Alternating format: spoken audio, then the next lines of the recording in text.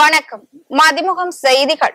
இன்றைய முக்கிய நிகழ்வுகளை பார்ப்பதற்கு முன்பாக தலைப்பு செய்திகளை பார்க்கலாம். அரசு ஊழியர்களுக்கு அகவிலைப்படி உயர்வு உள்ளிட்ட முக்கிய அறிவிப்புகள் சட்டப்பேரவையில் முதலமைச்சர் மு.க. ஸ்டாலின் வெளியிட்டார். அனுமதியின்றி விளம்பர பலகைகள், மின்னணு திரைகள் வைத்தால் சிறை. புதிய மசோதாவை தாக்கல் செய்தார் அமைச்சர் ஐ. பெரியசாமி. மக்களுடன் நம்ம எம்பி நிகழ்ச்சியில் துரை வைகோ எடுத்த துரித நடவடிக்கை. கோரிக்கை உடனடியாக நிறைவேறியதால் நெகிழ்ந்து போன மாற்றுத்திறனாளி. 4வது நாளாக தொடர்ந்து அத்துமீறி தாக்குதல் நடத்தும் பாகிஸ்தான்.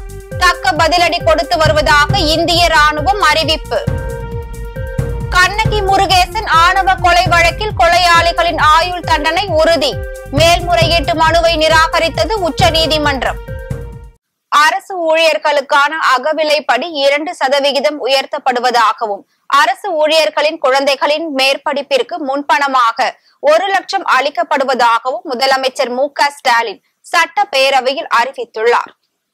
மேலும் அரசு ஊழியர்களுக்கான 9 முக்கிய அறிவிப்புகளையும் முதலமைச்சர் வெளியிட்டுள்ளார். கோவிட்-19 பெருந்தொற்று காலத்தில் அரசு நிதிநிலையின் மீது ஏற்பட்ட பெருஞ்சுமை காரணமாக நிறுத்தி வைக்கப்பட்டிருந்த அரசு அலுவலர்களுக்கான ஈட்டிய விடுப்பு சரண் செய்யும் நடைமுறையை 1/4/2026 முதல் 15 நாட்கள் வரை சரண் செய்து பணப்பலன் பெறும் வகையில் மீண்டும் செயல்படுத்திட 2025-26 ஆண்டுக்கான நிதிநிலை ஒதுக்கீடு அறிவிப்பு வெளியிடப்பட்டுச்சு.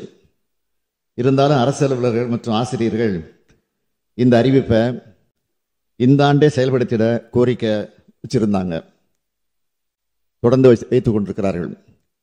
அரசு அலுவலர்கள் மற்றும் ஆசிரியர்களுடைய கோரிக்கையை பரிசீலித்து ஈட்டி விடுப்பு நாட்களில் 15 நாட்கள் வரை 1/10/2025 முதல் சரண் செய்து பணப்பயன் பெறலாம் என்பதை இந்த அவையில் மகிழ்ச்சியோடு தெரிவித்துக் கொள்கிறேன். இந்த அறிவிப்பின்படி சுமார் 8 லட்சம் அரசு அலுவலர்கள் ஆசிரியர்கள் பயன்பெறுவாங்க. இந்த அறிவிப்பினை செயல்படுத்திட ஆண்டு ஒன்றுக்கு 3561 கோடி ரூபாய் கூடுதல் நிதியை அரசு ஒதுக்கிடும். 2வது அறிவிப்பு 1/1/2025 முதல் 2 விழுக்காடு அகவிலைப்படியினை ஒன்றிய அரசு அலுவலர்களுக்கு உயர்த்தி வழங்கிட அறிவிக்கப்பட்டதன் அடிப்படையில் மாநில அரசு பணியாளர்களுக்கும் 1/1/2025 முதல் அகவிலைப்படி 2 விழுக்காடு உயர்த்தி வழங்கப்படும் என்பதை மகிழ்ச்சியோடு தெரிவித்துக் கொள்கிறேன். இந்த அகவிலைப்படி உயர்வால் சுமார் 16 லட்சம் அரசு அலுவலர்கள், ஆசிரியர்கள், ஓய்வூதியதாரர்கள் மற்றும் குடும்ப ஓய்வூதியதாரர்கள் பயன்பெறுவாங்க.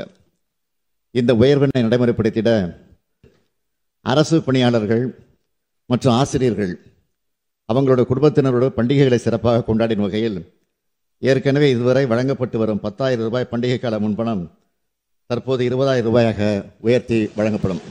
ஊராட்சி பகுதிகளில் அனுமதியின்றி விளம்பர பலகைகள், மின்னணு திரைகள் வைத்தால் ஓராண்டு சிறை தண்டனை வழங்கும் மசோதா தாக்கல் செய்யப்பட்டது. சட்டப்பேரவையில் இன்று ஊராட்சிகளில் விளம்பர பலகைகள் ஒழுங்குபடுத்தும் மசோதாவை அமைச்சர் ஐ. பெரியசாமி தாக்கல் செய்தார். அதில் ஊராட்சி பகுதிகளில் அனுமதியின்றி விளம்பர பலகைகள், மின்னணு திரைகள் வைத்தால் ஓராண்டு சிறை தண்டனை அல்லது சிறை தண்டனையுடன் 5,000 ரூபாய் அபராதமும் விதிக்கப்படும் என்று தெரிவிக்கப்பட்டுள்ளது. மேலும் ஆண்டு ஒன்றுக்கு 1 சதுர மீட்டருக்கு 15,000 ரூபாய் என்ற கட்டணத்தின் அடிப்படையில் 3 ஆண்டுகள் உரிமம் பெறலாம் என்றும் மசோதாவில் கூறப்பட்டுள்ளது. மாண்புமிகு பேரவைத் தலைவர் அவர்களே, 2025 ஆண்டு தமிழ்நாடு ஊராட்சிகள் 3ஆம் திருத்த சட்ட முன்வடிவை அறிமுகம் செய்ய அனுமதி கோருகிறேன். மாண்புமிகு ஊரக வளர்ச்சித்துறை அமைச்சர்களின் தீர்மானம் பேரவையின் முடிவுக்கு விடப்படுகிறது. ஏற்போர் ஆம் என்க, மறுப்போர் இல்லை என்க. ஏற்போரை அதிகம் என்று கருதுகிறேன். ஏற்போரை அதிகம். தீர்மானம் நிறைவேறியது. மாண்புமிகு ஊரக வளர்ச்சித்துறை அமைச்சர் அவர்கள். மாண்புமிகு பேரவைத் தலைவர் அவர்களே, மேற்படி சட்ட முன்வடிவை அறிமுகம் செய்கிறேன். 2025 ஆண்டு தமிழ்நாடு நகர் மற்றும் ஊரமைப்பு திருத்த சட்ட முன்வடிவு மாண்புமிகு வீட்டு வசதி மற்றும் மதுவிலக்கு அண்ட் ஆயத்தீர்வுத்துறை அமைச்சர் அவர்கள். புதுக்கோட்டையில் நாடாளுமன்ற உறுப்பினர் துரை வைகோ மாற்றுத்திறனாளி ஒருவரின் கோரிக்கைக்கு உடனடியாக நடவடிக்கை எடுத்து நிறைவேற்றியது அனைவரையும் ஆச்சரியத்தில் ஆழ்த்தியுள்ளது. மக்களுடன் நம்ம எம்பி என்ற நிகழ்ச்சி மூலமாக திருச்சி தொகுதிக்கு உட்பட்ட பகுதிகளில் முகாம் அமைத்து மக்களின் குறைகளை கேட்டு நாடாளுமன்ற உறுப்பினர் துரை வைகோ நடவடிக்கை மேற்கொண்டு வருகிறார். இந்நிலையில் புதுக்கோட்டையில் நடைபெற்ற குறைதீர்ப்பு கூட்டத்தில் கலந்து கொண்ட அவர் மக்களின் குறை கேட்டு அதற்கான நடவடிக்கைகளை மேற்கொண்டார். அப்போது செந்தில்குமார் என்ற மாற்றுத்திறனாளி தனக்கு 3 சக்கர வாகனம் வேண்டும் என்று கோரிக்கை விடுத்திருந்தார். ஆனால் அவர் திருச்சி தொகுதியை சேர்ந்தவர் இல்லை என்பதும் ராமநாதபுர தொகுதியை சேர்ந்தவர் என்பதும் தெரிய வந்தது. அதனைத் தொடர்ந்து ராமநாதபுர தொகுதியின் எம்பியான நவாஸ் கனியிடம் தொலைபேசி மூலமாக தொடர்பு கொண்டு துரை வைகோ எம்பி விவரத்தை கூறி உடனடியாக செந்தில்குமாரின் கோரிக்கையை நிறைவேற்ற நடவடிக்கை எடுத்தார். இது பார்ப்பவர்களை ஆச்சரியத்தில் ஆழ்த்தியுள்ளது.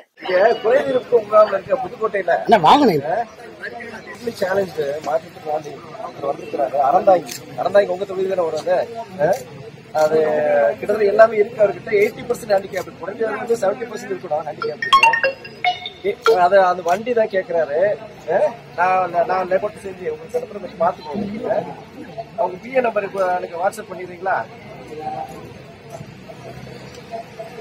சரி மாமா, நான் உங்க பிஏ நம்பர் அனுப்பிச்சிருங்க மாமா. நான் என் லெட்டர் போட்டு டிராஃப்ட் அனுப்பிச்சுன்னா அது 80% ஹேண்டிகேப் இருக்கு அவருக்கு. அவர் பேர் வந்து செந்தில்குமார் அறந்தாங்கி. எம்பிஏ பிசிஎச், உங்க எம்பிஏ பிசிஎச் நான் பாத்துக்கிறேன். லெட்டர் எங்கிட்ட இருக்கட்டும். இரும்பு வாங்கிட்டு போயிருவீங்களா? லெட்டர் எடுத்துருக்கீங்க அவர் அறந்தாங்க. உடனே அடிச்சு கொடுத்தானா கையோட கொடுத்து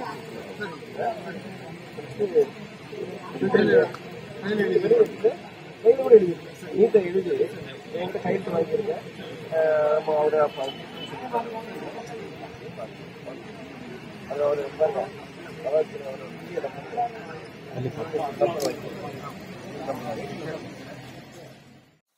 இந்திய எல்லையில் 4வது நாளாக பாகிஸ்தான் தொடர்ந்து அத்துமீறி தாக்குதல் நடத்தி வருவதாகவும் அதற்கு தக்க பதிலடி கொடுத்து வருவதாகவும் இந்திய ராணுவம் அறிவித்துள்ளது. காஷ்மீர் மாநிலத்தின் சுற்றுலா தலமான பஹல்காம் பகுதியில் கடந்த 22ஆம் தேதி தீவிரவாதிகள் கொடூர தாக்குதல் நடத்தினர். இதில் 26 பேர் கொல்லப்பட்டனர். உலகமே அதிர்ச்சிக்குள்ளாகிய இந்த சம்பவத்திற்கு பாகிஸ்தான் அரசின் உதவி பெறும் TRF என்ற தீவிரவாத இயக்கம் பொறுப்பேற்றது. இதனால் ஏற்பட்ட பதற்றத்தை தொடர்ந்து இரு நாட்டின் வாகா எல்லை மூடப்பட்டது. மேலும் இந்தியாவில் உள்ள பாகிஸ்தானியர்கள் உடனடியாக வெளியேறவும் மத்திய அரசு உத்தரவிட்டது. இந்நிலையில் தொடர்ந்து 4வது நாளாக எல்லையில் இரவு நேரத்தில் பாகிஸ்தான் அத்துமீறி தாக்குதல் நடத்துவதாகவும் அதற்கு இந்திய ராணுவம் சார்பில் உரிய பதிலடி கொடுக்கப்படுவதாகவும் தெரிவிக்கப்பட்டுள்ளது. மேலும் பஹல்காம் தாக்குதல் குறித்து வகுப்புவாத குறித்த தவறான தகவல்களை பரப்பியதாக 16 பாகிஸ்தானின் யூடியூப் சேனல்களை இந்தியா தடை செய்துள்ளது. கண்ணகி முருகன் ஆணவ கொலை வழக்கில் குற்றவாளிகளின் ஆயுள் தண்டனையை உச்ச நீதிமன்றம் உறுதி செய்து உத்தரவிட்டுள்ளது. கடலூர் மாவட்டம் விருதாச்சலத்தில் கடந்த 2003ஆம் ஆண்டு ஜாதி மறுப்பு திருமணம் செய்த கண்ணகி முருகேசன் ஆகியோர் கண்ணகியின் குடும்பத்தினரால் ஆணவ கொலை செய்யப்பட்டனர். இந்த வழக்கை விசாரித்த கடலூர் சிறப்பு நீதிமன்றம் 2021ஆம் ஆண்டு இந்த வழக்கில் தொடர்புடைய கண்ணகியின் அண்ணன் மருது பாண்டியனுக்கு தூக்கு தண்டனையும் எஞ்சிய 12 பேருக்கு ஆயுள் தண்டனையும் வழங்கியது. உயர் நீதிமன்ற மேல்முறையீட்டில் தண்டனை உறுதி செய்யப்பட்ட நிலையில் குற்றவாளிகள் சார்பாக ஆயுள் தண்டனைக்கு எதிராக உச்ச நீதிமன்றத்தில் மேல்முறையீடு செய்யப்பட்டது. இந்த வழக்கை விசாரித்த உச்ச நீதிமன்றம் குற்றவாளிகளின் ஆயுள் தண்டனை உறுதி செய்து அவர்களின் மனுவை தள்ளுபடி செய்து உத்தரவிட்டுள்ளது. திமுக ஆட்சியில்தான் காவலர்களுக்கு அதிக திட்டங்கள் அறிவிக்கப்பட்டு அவர்களின் நலன் பேணி பாதுகாக்கப்படுவதாக முதலமைச்சர் மு.க. ஸ்டாலின் தெரிவித்துள்ளார். சட்டசபையில் உரையாற்றிய அவர் கடந்த 4 ஆண்டுகளில் தமிழக காவல்துறைக்கு பல்வேறு நலத்திட்டங்கள் கொண்டு வரப்பட்டுள்ளதாகவும் காவலர் சேர்ம நல நிதி 8 லட்சமாக உயர்த்தப்பட்டுள்ளதாகவும் குறிப்பிட்டுள்ளார். மேலும் பேசிய அவர் பணியில் இருக்கும் போது காவலர்கள் உயிரிழந்தால் 20 லட்சம் நிதி வழங்கப்படுவதாகவும் குறிப்பிட்டுள்ளார். தமிழ்நாடு காவல்துறையில திமுக ஆட்சியில தான் பல்வேறு நலத்திட்டங்கள் நிறைவேற்றப்பட்டிருக்கு. அதுல முத்தாய்ப்பா நான் சொல்லணும்னா ஒரு பெரிய பட்டியலை போட முடியும். இருந்தாலும் சுருக்கமாக சொல்ல விரும்புகிறேன். காவலர் சேர்ம நல நிதியின் கீழ் உயிருக்கு ஆபத்தான நோய்களுக்கு 4 லட்சம் ரூபாயிலிருந்து 8 லட்சம் ரூபாயாக உயர்த்தியிருக்கிறோம். இந்த திட்டத்தின் கீழ் உள்ள உறுப்பினர் உயிரிழந்தால் வழங்கப்படக்கூடிய நிதி 50,000 ரூபாயிலிருந்து 1 லட்சம் ரூபாயாக உயர்த்தப்பட்டிருக்கு. 10ஆம் வகுப்பு தேர்வில் முதல் 10 ரேங்கில் வர காவலருடைய பிள்ளைகளுக்கு வழங்கப்படும் கல்வி பரிசு தொகை உயர்த்தப்பட்டிருக்கு. குறிப்பாக முதல் ரங்கிற்கு வழங்கப்பட்ட 6,500 ரூபாய் என்பது 13,000 ரூபாயாக உயர்த்தப்பட்டிருக்கு. காவலரோ அல்லது அவரது வாரிசோ பணியில் இருக்கும்போது கொல்லப்பட்டால் வழங்கப்படுகிற கருநிதி 15 லட்சம் ரூபாயிலிருந்து 20 லட்சம் ரூபாயாக உயர்த்தப்பட்டிருக்கு. போலீஸ் இன்சூரன்ஸ் திட்டப்படி பணியில் இருக்கக்கூடிய காவலர் உயிரிழந்தால் வழங்கப்படுகிற 2 லட்சம் ரூபாய் உதவித்தொகை 4 லட்சம் ரூபாயாக உயர்த்தப்பட்டிருக்கு. மருத்துவ பரிசோதனை திட்டம் காவலருடைய மனைவிக்கும் பெண் போலீசாருக்கும் விரிவுபடுத்தப்பட்டது. கலைத்துறையை சேர்ந்த அஜித்குமார், விளையாட்டுத் துறையை சேர்ந்த ரவிச்சந்திரன் அஸ்வின் ஆகியோருக்கு இன்று டெல்லியில் பத்ம விருதுகள் பெறுகின்றன.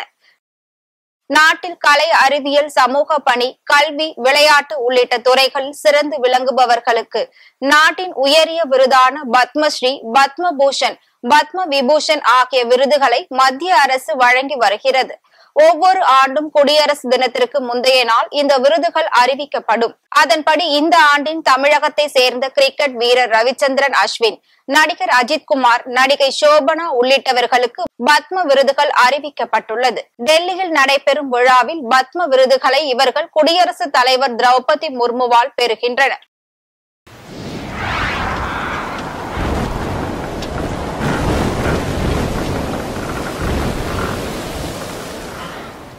தமிழகத்தில் 3 மாவட்டங்களில் மழைக்கு வாய்ப்புள்ளதாக சென்னை வானிலை ஆய்வு மையம் தெரிவித்துள்ளது. தென்னிந்திய பகுதிகளின் மேல் வளிமண்டல கீழடுக்கு பகுதிகளில் கிழக்கு மற்றும் மேற்கு திசை காற்று சந்திக்கும் பகுதி நிலவுகிறது. அதன் காரணமாக மே 5ஆம் தேதி வரை தமிழ்நாட்டில் ஒரு சில இடங்களிலும், புதுச்சேரி மற்றும் காரைக்கால் பகுதிகளிலும் லேசானது முதல் மிதமான மழை பெய்யக்கூடும் என தெரிவிக்கப்பட்டுள்ளது. அந்த வகையில் தமிழ்நாட்டில் ஒரு சில இடங்களில் மழை பெய்து வருகிறது. சென்னையை பொறுத்தவரையில் வானம் ஓரளவு மேகமூட்டத்துடன் காணப்படும் எனவும், நகரின் சில பகுதிகளில் லேசான மழை பெய்ய வாய்ப்புள்ளதாகவும் தெரிவிக்கப்பட்டுள்ளது. அதிகபட்ச வெப்பநிலை 36 இருந்து 37 டிகிரி செல்சியஸை ஒட்டியும், குறைந்தபட்ச வெப்பநிலை 28 இருந்து 29 டிகிரி செல்சியஸை ஒட்டியும் இருக்கக்கூடும் எனவும் வானிலை ஆய்வு மையம் தெரிவித்துள்ளது. இந்நிலையில் அடுத்த 3 மணி நேரத்திற்கு கடலூர், மயிலாடுதுறை மற்றும் நாகப்பட்டினம் ஆகிய மாவட்டங்களிலும் இடி மின்னலுடன் கூடிய மிதமான மழைக்கு வாய்ப்புள்ளதாக எச்சரிக்கை விடுக்கப்பட்டுள்ளது. 4 வயது சிறுவன் 200 பொது அறிவு கேள்விகளுக்கு சரியான விடையளித்து உலக சாதனை படைத்துள்ளார். மதுரை மாவட்டம் திருப்பரங்குன்றம் கோட்டை தெரு பகுதியை சேர்ந்த சஷ்டிதரன் என்ற சிறுவன் தேசிய சின்னங்கள், சூரிய குடும்பம், கண்டுபிடிப்பாளர்கள், நாடுகளின் நாணயம் மற்றும் மொழிகள் என 200க்கும் மேற்பட்ட பொது அறிவு கேள்விகளை 8 நிமிடம் 49 நொடிகளில் சரியான விடையளித்து சர்வதேச புக் ஆஃப் பிரகாஷ் மற்றும் நோபல் புக் ஆஃப் ரெக்கார்ட்ஸ் என 2லும் அங்கீகாரம் பெற்று சாதனை படைத்துள்ளார். இது குறித்து செய்தியாளர்களிடம் பேசிய சிறுவனின் தாய் ஆதீஸ்வரி, 3 வயது வரை சரியாக பேச்சு திறன் இல்லாமல் இருந்த தனது மகன் தாமதமாக பேச துவங்கி சாதனை படைத்துள்ளதாக பெருமிதம் தெரிவித்தார். மேலும் தற்போது அபாகஸ் பயிற்சி பெற்று வருவதாகவும் அதிலும் உலக அளவில் சாதனை படைப்பான் என்று கூறியுள்ளார். இவர் 2024 செப்டம்பர் மாசம் 60 சான்ஸ்கிரிட் இயர்ஸையும் 33 செகண்ட்ஸ்ல சொல்லி இந்திய சாதனை புத்தகத்திலையும் சர்வதேச சாதனை புத்தகத்திலையும் இடம்பெற்றிருந்தாரு.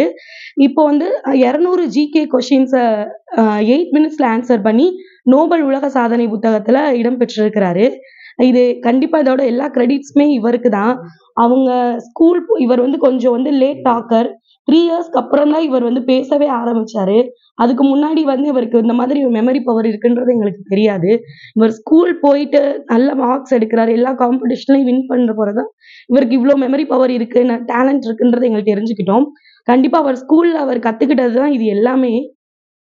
தேங்க்ஸ். இந்த நேரத்துல உங்க ஸ்கூலுக்கு ரொம்ப தேங்க்ஸ் சொல்றேன்.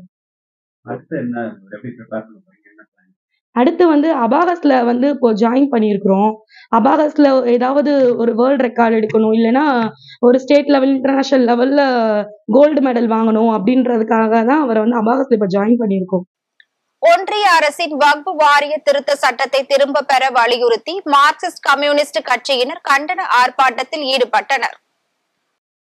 ஒன்றிய அரசு அமலுக்கு கொண்டு வந்துள்ள வக்ஃப் வாரிய திருத்த சட்டத்தை திரும்ப பெற வலியுறுத்தி மயிலாடுதுறை மாவட்டம் குத்தாலம் தாலுகா எலந்தக்குடியில் மார்க்சிஸ்ட் கம்யூனிஸ்ட் கட்சியினர் கண்டன ஆர்ப்பாட்டத்தில் ஈடுபட்டனர். ஒன்றிய செயலாளர் விஜயகாந்த் தலைமையில் நடைபெற்ற ஆர்ப்பாட்டத்தில் மாவட்ட செயலாளர் சீனிவாசன், மாவட்ட செயற்குழு தலைவர் துரைராஜ், வெண்ணிலா வைரவன் ஆகியோர் கண்டன உரையாற்றினர். இதில் ஏராளமானோர் கலந்து கொண்டு கோரிக்கைகளை வலியுறுத்தி கண்டன உரையாற்றினர்.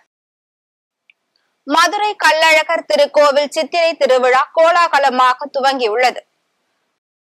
மதுரை கள்ளழகர் திருக்கோவில் சித்திரை திருவிழா துவக்க விழாவாக கொட்டகை முகூர்த்த கால் ஊன்றும் நிகழ்வு மதுரை தல்லாக்குளம் பிரசன்ன வெங்கடாச்சலபதி திருக்கோவிலில் கோலாகலமாக நடைபெற்றது. இதில் பக்தர்கள் ஏராளமானோர் கலந்து கொண்டு சுவாமி தரிசனம் செய்தனர். இதனை அடுத்து மீனாட்சி அம்மன் திருக்கோவில் சித்திரை திருவிழா வாஸ்து சாந்தியுடன் வரும் 29ஆம் தேதி கொடி ஏற்றத்துடன் துவங்குகிறது. தொடர்ந்து சித்திரை திருவிழாவின் முக்கிய நிகழ்வான மீனாட்சி சுந்தரேஸ்வரர் திருக்கல்யாணம் மே 8ஆம் தேதி நடைபெற உள்ளது. அதே போன்று மதுரை தல்லாக்குளத்தில் வரும் 11ஆம் தேதி கள்ளழகரை எதிர்கொண்டு அழைக்கும் எதிர் சேவையும் கள்ளழகர் வைகை ஆற்றில் எழுந்தருளும் நிகழ்வும் ஏப்ரல் 12ஆம் தேதி நடைபெறுகிறது. மேலும் லட்சக்கணக்கான பக்தர்கள் வருகை தர இருப்பதால் அவர்களின் பாதுகாப்பு நலன் கருதி ஆயிரக்கணக்கான காவலர்கள் பாதுகாப்பு பணியில் ஈடுபடுத்தப்பட்டுள்ளனர்.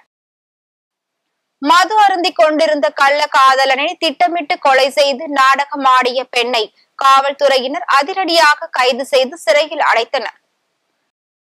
புதுச்சேரி முதலியார்பேட்டை பகுதியை சேர்ந்த ரவிக்குமார் ஆன்மீக சுற்றுலா ஏற்பாட்டாளராக இருந்துள்ளார். அப்போது விஜயலட்சுமி என்ற பெண்ணுடன் பழக்கம் ஏற்பட்டுள்ளது. அவ்வப்போது இருவரும் மது அருந்திவிட்டு உல்லாசமாக இருந்து வந்துள்ளனர். இந்நிலையில் கடந்த 22ஆம் தேதி ரவிக்குமார் வீட்டில் தற்கொலை செய்து கொண்டுள்ளார். அதனை அடுத்து ரவிக்குமார் உடலை பிரேத பரிசோதனை செய்ததில் அவர் கொலை செய்யப்பட்டிருப்பது தெரிய வந்தது. இது குறித்து தகவல் அறிந்த முதலியார்பேட்டை காவல்துறையினர் வழக்கு பதிவு செய்து விசாரணை மேற்கொண்டுள்ளனர். அதில் ரவிக்குமார் தனது பூர்வீக வீட்டை மீட்க பணம் தரும்படி விஜயிடம் கூறியுள்ளார். அப்போது இருவருக்கும் இடையே வாக்குவாதம் முற்றிய நிலையில் அப்பெண் ரவிக்குமாரை கழுத்தில் மிதித்து கொலை செய்துவிட்டு நண்பர்களுடன் சேர்ந்து தற்கொலை என நாடகமாடியது விசாரணையில் தெரிய வந்தது. அதனை அடுத்து ஜோதிடர் ராஜா, சேதிலால் மற்றும் விஜி ஆகிய 3 பேரையும் கைது செய்து நீதிமன்றத்தில் ஆஜர்படுத்தி காலாப்பட்டு மத்திய சிறையில் அடைத்தனர். இந்த சம்பவம் புதுச்சேரியில் பெரும் பரபரப்பை ஏற்படுத்தியுள்ளது. இருசக்கர வாகனத்தில் சாகசம் காட்டிய இளைஞர்கள் புலம்பெயர் தொழிலாளர்களை தாக்கிய சம்பவம் பெரும் பரபரப்பை ஏற்படுத்தியுள்ளது. திருப்பூர் தொட்டிப்பாளையம் பகுதியை சேர்ந்த இளைஞர்கள் சிலர் இருசக்கர வாகனத்தில் சாகசம் செய்துள்ளனர். அப்பொழுது 3 பேர் ஒரே இருசக்கர வாகனத்தில் சென்ற போது நிலை தடுமாறி கீழே விழுந்துள்ளனர். அப்போது அங்கே வேடிக்கை பார்த்து கொண்டிருந்த மேற்கு வங்க இளைஞர்களை கேலி செய்ததாக கூறி சரமாரியாக தாக்கியுள்ளனர். இதனை கண்ட அப்பகுதி மக்கள் அவர்களை மீட்டு அரசு மருத்துவமனையில் சேர்த்துள்ளனர். இந்த சம்பவம் குறித்து தகவல் அறிந்து வந்த வடக்கு காவல்துறையினர் வழக்கு பதிவு செய்து தாக்குதலில் ஈடுபட்ட இளைஞர்கள் குறித்து விசாரணை மேற்கொண்டு வருகின்றனர். புலம்பெயர் தொழிலாளர்களை தாக்கிய சிசிடிவி காட்சிகள் வெளியாகி பெரும் பரபரப்பை ஏற்படுத்தியுள்ளது. வேலைக்காக காத்திருக்கும் இளைஞர்களுக்கு தமிழ்நாடு அரசாங்கம் வேலை வாய்ப்பு வழங்க வேண்டும் என்று மாநில பொதுச் செயலாளர் லெனின் வேண்டுகோள் விடுத்துள்ளார். தமிழ்நாடு கருவூலம் மற்றும் கணக்குத்துறை அலுவலர் சங்கத்தின் மாநில செயற்குழு கூட்டம் புதுக்கோட்டையில் நடைபெற்றது. அதில் மாநில பொதுச் செயலாளர் லெனின் கலந்து கொண்டு சங்கத்தின் செயல்பாடுகள் மற்றும் பல்வேறு கோரிக்கைகள் குறித்து சிறப்புரையாற்றினார். பின்னர் செய்தியாளர்களிடம் பேசிய அவர், படித்த இளைஞர்களுக்கு தமிழ்நாடு அரசாங்கம் வேலை வாய்ப்பு வழங்க வேண்டும் என்றும் அரசு பணியில் 4.5 லட்சம் பணியிடங்களை நிரப்ப வேண்டும் என்றும் அரசாணை 286 வைத்து அச்சுறுத்தல் செய்யும் போக்கினை கண்டிப்பதோடு மேற்படி அந்த அரசாணையை ரத்து செய்திட வேண்டும் என்று தமிழக அரசுக்கு கோரிக்கை விடுத்துள்ளார். படித்துவிட்டு வேலைக்காக காத்திருக்கிற இளைஞர்களுக்கு இந்த அரசாங்கம் புதிய வாய்ப்புகளை வழங்க வேண்டும். ஏற்கனவே அரசு பணியிலே 4.5 லட்சம் பணியிடங்கள் காலியாக உள்ளது. ஆகவே அதை நிரப்பும் விதமாக, படித்தவர்களுக்கு வேலை கிடைக்கும் விதமாக அரசாங்கம் காலி பணியிடங்களை நிரப்ப வேண்டும். கருவூலத்திலே ஐஎஃப்எச்ஆர்எம் என்ற திட்டத்தின் மூலம் இன்றைக்கு பணப்பட்டுவாடா உட்பட எல்லா திட்டங்களும் செயல்படுத்தப்படுகிறது.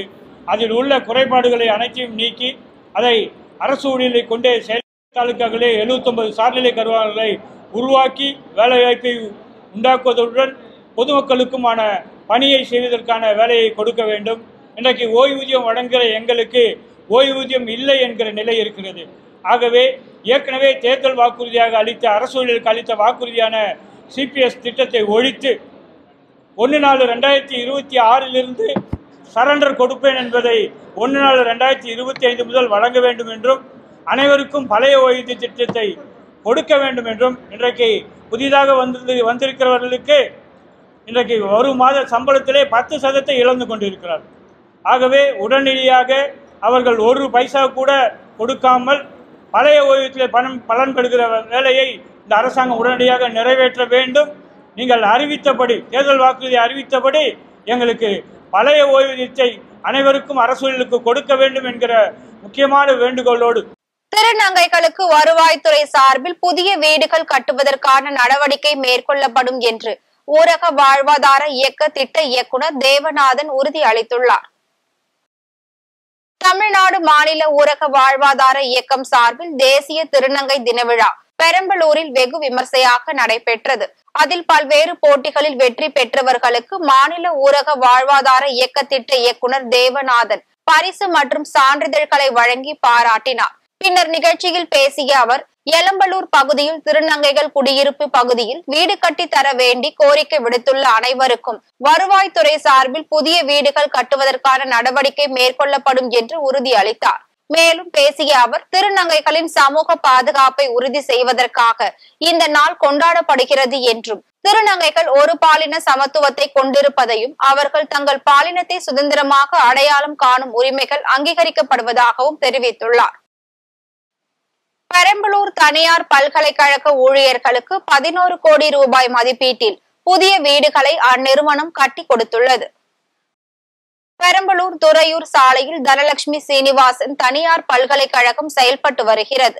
இதில் பணியாற்றி வரும் பணியாளர்களின் நலத்தை கவனத்தில் கொண்டு அவர்களை ஊக்குவிக்கும் விதமாக 11 கோடி ரூபாய் மதிப்பீட்டில் 10 வீடுகளை கட்டி கொடுத்துள்ளனர். அதன் திறப்பு விழா நிகழ்ச்சியில் பல்கலைக்கழகத்தின் வேந்தர் சீனிவாசன் ரிப்பன் வெட்டி திறந்து வைத்தார். பின்பு அனைத்து வீடுகளையும் பார்வையிட்டு பயனாளிகளுக்கு வீட்டிற்கான பத்திரம் மற்றும் பரிசு பொருட்களை வழங்கினார். நிகழ்ச்சியின் போது கல்லூரி நிர்வாகிகள், பேராசிரியர்கள் மற்றும் பலர் கலந்து கொண்டனர். தமிழகத்தில் கடந்த சில நாட்களாக தங்கம் விலை உயர்ந்து வந்த நிலையில் இன்று அதிரடியாக குறைந்துள்ளது. இதனால் பொதுமக்கள் உற்சாகம் அடைந்துள்ளனர். சென்னையில் 22 கேரட் ஆபரண தங்கத்தின் விலை சவரனுக்கு 496 ரூபாய் குறைந்து 71,520 ரூபாய்க்கு விற்பனை செய்யப்படுகிறது. ஆபரண தங்கம் கிராமிற்கு 62 ரூபாய் குறைந்து 8,940 ரூபாய்க்கு விற்பனை செய்யப்படுகிறது. வெள்ளியின் விலை கிராமிற்கு 90 காசுகள் குறைந்து 111 ரூபாய்க்கும், 1 கிலோ வெள்ளியின் விலை 900 ரூபாய் குறைந்து 1,11,000 ரூபாய்க்கும் விற்பனை செய்யப்படுகிறது. ஈரான் துறைமுக வெடி விபத்தில் பலி எண்ணிக்கை 40ஆக அதிகரித்துள்ள நிலையில் 1000 பேர் காயமடைந்துள்ளனர். ஈரானின் புதிய அணுசக்தி திட்டம் தொடர்பாக ஈரான் மற்றும் அமெரிக்க அதிகாரிகள் கடந்த 26ஆம் தேதி அன்று ஓமனில் சந்தித்து பேச்சுவார்த்தை நடத்தினர். இதனிடையே தெற்கு ஈரானின் ஹார்மோஸ்கான் மாகாணத்தில் பந்தர் அப்பாஸ் பகுதியில் உள்ள ஷாகித் ராஜை துறைமுகத்தில் மிக பெரிய வெடி விபத்து ஏற்பட்டது. இதில் அங்கிருந்த கண்டெய்னர்கள் வெடித்து சிதறி துறைமுகம் முழுவதும் தீப்பற்றி எரிந்தது. தீயணைப்பு வீரர்கள் கொழுந்துவிட்டு எரிந்த தீயை ஹெலிகாப்டர்கள், விமானங்கள் மூலம் தண்ணீரை பீச்சி அடித்து கட்டுக்குள் கொண்டு வந்தனர். இந்த விபத்தில் பலியானோர் எண்ணிக்கை 40ஆக அதிகரித்துள்ளது. மேலும் 1000க்கும் மேற்பட்டோர் காயமடைந்துள்ளனர். மீண்டும் தலைப்பு செய்திகள். அரசு ஊழியர்களுக்கு அகவிலைப்படி உயர்வு உள்ளிட்ட முக்கிய அறிவிப்புகள் சட்டப்பேரவையில் முதலமைச்சர் மு.க. ஸ்டாலின் வெளியிட்டார். அனுமதியின்றி விளம்பர பலகைகள், மின்னணு திரைகள் வைத்தால் சிறை, புதிய மசோதாவை தாக்கல் செய்தார் அமைச்சர் ஐ. பெரியசாமி. மக்களுடன் நம்ம எம்பி நிகழ்ச்சியில் துரை வைகோ எடுத்த துரித நடவடிக்கை, கோரிக்கை உடனடியாக நிறைவேறியதால் நெகிழ்ந்து போன மாற்றுத்திறனாளி. 4வது நாளாக தொடர்ந்து அத்துமீறி தாக்குதல் நடத்தும் பாகிஸ்தான், தக்க பதிலடி கொடுத்து வருவதாக இந்திய ராணுவம் அறிவிப்பு. கண்ணகி முருகேசன் ஆணவ கொலை வழக்கில் கொலையாளிகளின் ஆயுள் தண்டனை உறுதி, மேல்முறையீட்டு மனுவை நிராகரித்தது உச்சநீதிமன்றம். இத்துடன் செய்திகள் நிறைவடைந்தன. மீண்டும் செய்திகள் இரவு 8 மணிக்கு. மேலும் செய்திகளை தெரிந்து கொள்ள மதிமுகம் பிரைம் யூடியூப் தளத்தில் இணைந்திருங்கள்.